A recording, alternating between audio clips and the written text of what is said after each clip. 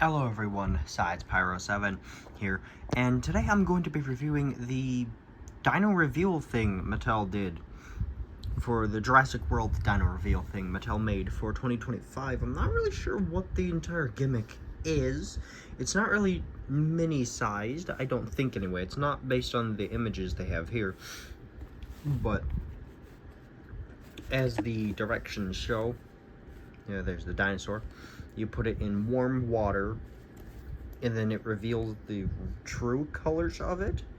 And you can kind of see that on the box art with the Velociraptor. And I gotta say, Mattel is really good when it comes to their box art. But, I'm not really sure if it's this color after you unveil it, if it's this color the entire time, or as it cools off, the skeleton details come back. I don't really know there. Options for Wave 1 anyway are Velociraptor, Dracorex, and Velociraptor. I'm hoping I get Velociraptor. Overall, a very underutilized and underrated ceratopsian. The skeletal coloration is actually pretty close to this, so I'm curious to see how they'll end up patterning it, if that's what I got here.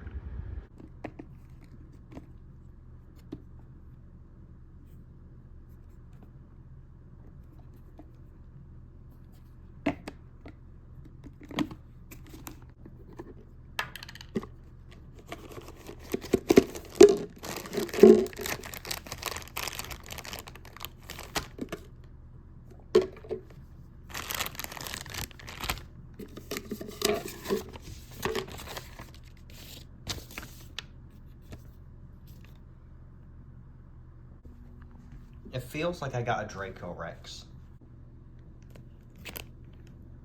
I am wrong, it is Velociraptor.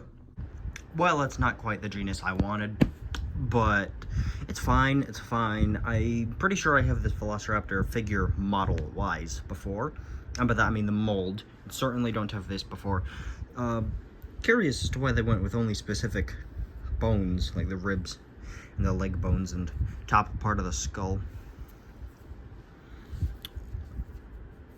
But the tail for this mold actually looks pretty good. Pretty good. I'm pretty sure previous molds, for this, their tail was too short, but they lengthened it, I think, anyway. The feet are still too big. And there appears to be a severe lack of detail. Like, the leg is incredibly smooth. And the bone is bending for some reason. That can't be good. But, kind of makes sense as to why it's smooth. At the same time as they could have added better details. Articulation, arms go back and forth. I highly doubt they go in a 360. Okay, they probably could go in a 360 circle. Some of the legs, just not sure because this is kind of stiff. The mouth can open. The teeth on the upper jaw are actually incredibly good. They're too big and there's too few of them. Velociraptor should have about 60 teeth in its mouth entirely. But overall, the mouth is actually incredibly well done. And I'm not only talking because it has lips, I'm also talking like the teeth are just individually sculpted, which for almost every single one of their other Velociraptor figures, they did not bother to do. So that is incredibly nice. And the gum is kind of like a greenish gray color, not pink like I would expect it to be. The roof of the mouth is not, I mean, it is colored, but it's not mouth colored, so yeah, there's that. And then the eyes are also not colored, but that's probably because we haven't put it in water yet. I'm gonna try that part out now.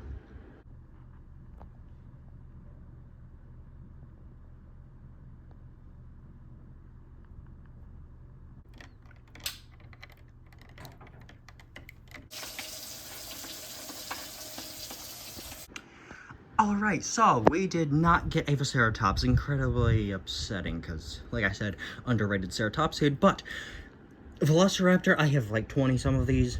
Not by choice, okay, kind of by choice. I like the colors more often than not.